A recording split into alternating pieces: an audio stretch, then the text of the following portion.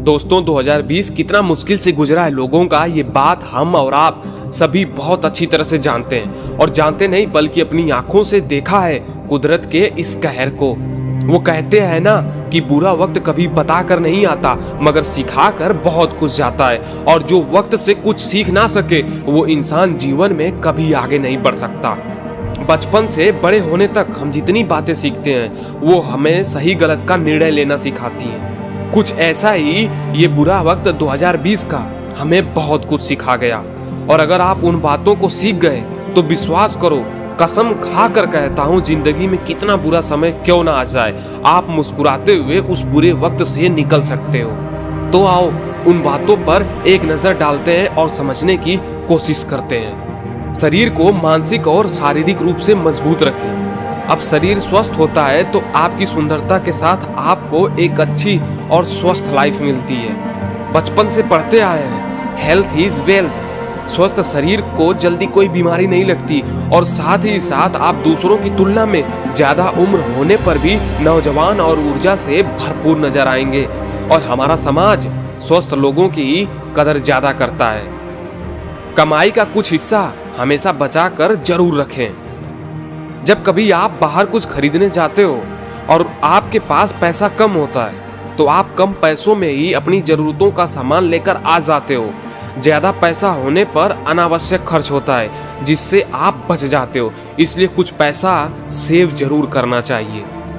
खाने वाली चीजों पर बहुत ध्यान देना। हमारी बाहर खाने की आदत ही है जो न जाने कितनी अनगिनत बीमारियों का कारण बनती है।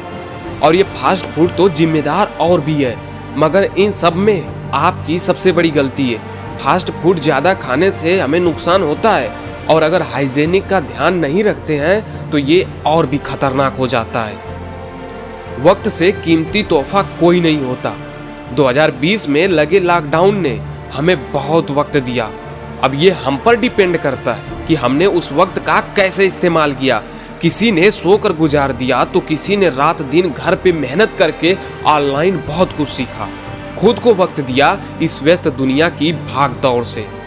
संकट अमीरी गरीबी में भेद नहीं करता। इस बात का भ्रम कभी मत पालना कि आप सक्षम हो और आपको किसी संकट का सामना नहीं करना पड़ेगा तो आप 100% गलत हो।